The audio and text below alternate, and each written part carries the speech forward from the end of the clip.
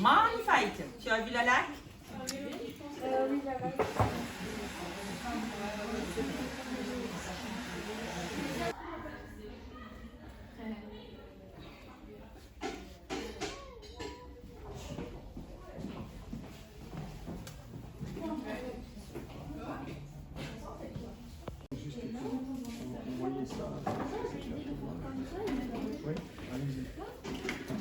Par exemple. Ici, moi, ça fait ça, Comme Guillard. Oui, Formation Guillard. oui.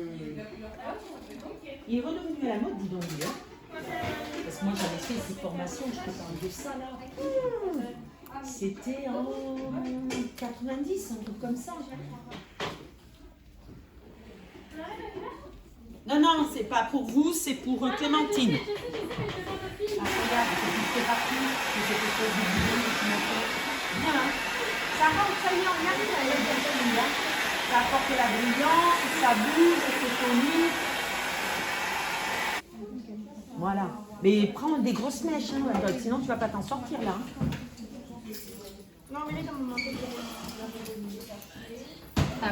Célène, ne m'oublie pas ce soir, maman, salon signé, machin et tout.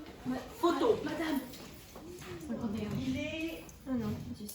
51. 51. Ouais, je fasse 3 minutes. Nous, c'est de les plaquer de ouf avec la laque. La jambe.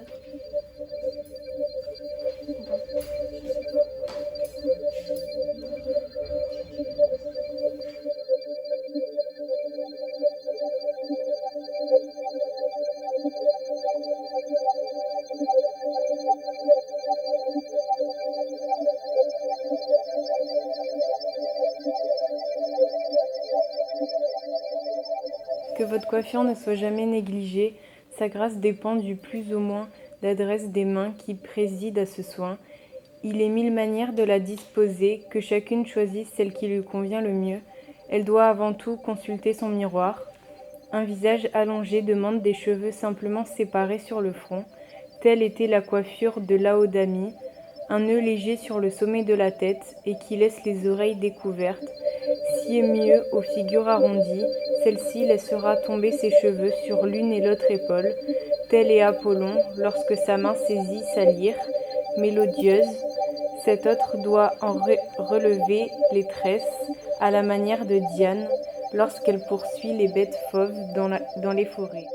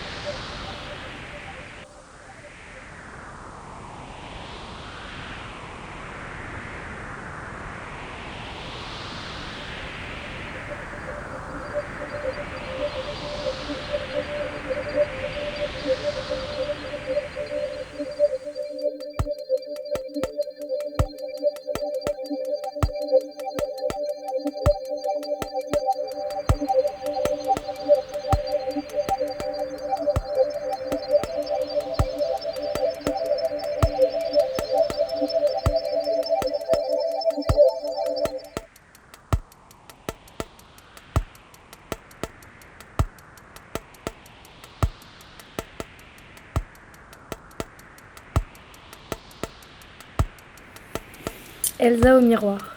C'était au beau milieu de notre tragédie, et pendant un bon jour, assise à son miroir, elle peignait ses cheveux d'or. Je croyais voir ses patientes mains calmer un incendie. c'était au beau milieu de notre tragédie. Et pendant un long jour, assise à son miroir, elle peignait ses cheveux d'or, et j'aurais dit, c'était au beau milieu de notre tragédie, qu'elle jouait d'un air de harpe sans y croire, pendant tout ce long jour, assise à son miroir. Elle peignait ses cheveux d'or, et j'aurais dit qu'elle martyrisait à plaisir sa mémoire.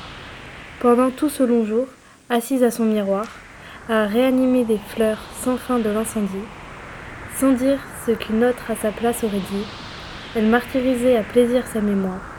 C'était au beau milieu de notre tragédie, le monde ressemblait à ce miroir maudit. Le peigne partageait les feux de cette moire, et ces feux éclairaient des coins de ma mémoire. C'était au beau milieu de notre tragédie, comme dans la semaine et assise le jeudi. Et pendant un long jour, assise à sa mémoire, elle voyait au loin mourir dans son miroir, un à un, les acteurs de notre tragédie, et qui sont les meilleurs de ce monde maudit. Et vous savez leurs noms sans que je les ai dit, et ce qui signifie les flammes des lançoirs, et ses cheveux dorés, quand elle vient s'asseoir, et peigne sans rien dire un reflet d'incendie.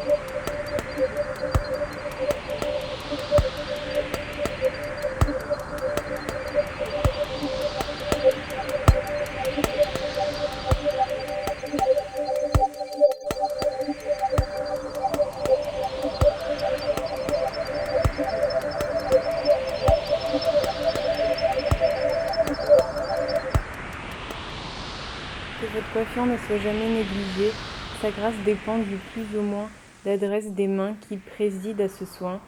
Il est mille manières de la disposer, que chacune choisisse celle qui lui convient le mieux. Elle doit avant tout consulter son miroir. Un visage allongé demande des cheveux simplement séparés sur le front. Telle était la coiffure de Laodamie, un nœud léger sur le sommet de la tête et qui laisse les oreilles découvertes. Si est mieux aux figures arrondies, celle-ci laissera tomber ses cheveux sur l'une et l'autre épaule. Tel est Apollon lorsque sa main saisit sa lyre mélodieuse. Cet autre doit en relever les tresses à la manière de Diane lorsqu'elle poursuit les bêtes fauves dans les forêts. L'une nous charme par les boucles flottantes de sa chevelure, l'autre par une coiffure aplatie et serrée sur les tempes. L'une se plaît à orner ses cheveux d'une écaille brillante, l'autre a donné au sien des ondulations.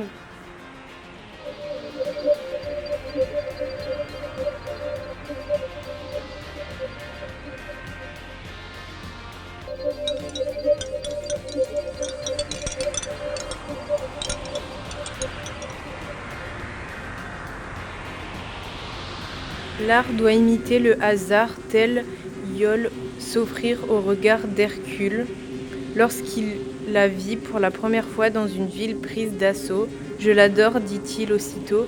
Telle était Ariane abandonnée sur le rivage de Naxos lorsque Bacchus l'enleva sur son char aux acclamations des satyres qui criaient « Évohé, femme, combien la nature, secourable à vos charmes, vous fournit de moyens pour réparer l'outrage du temps. Quant à nous, il nous est impossible de le cacher, nos cheveux enlevés par l'âge tombent comme les feuilles de l'arbre battu par Borée. La femme teint ses cheveux blancs avec le suc des herbes de Germanie, et l'art leur donne une couleur d'empreinte préférable à leur couleur naturelle. La femme se montre à nos yeux parée de l'épaisse chevelure qu'elle vient d'acheter, et pour un peu d'argent, les cheveux d'autrui deviennent les siens. Elle ne rougit pas même d'en faire publiquement l'emplette à la face d'Hercule et des 9 sœurs.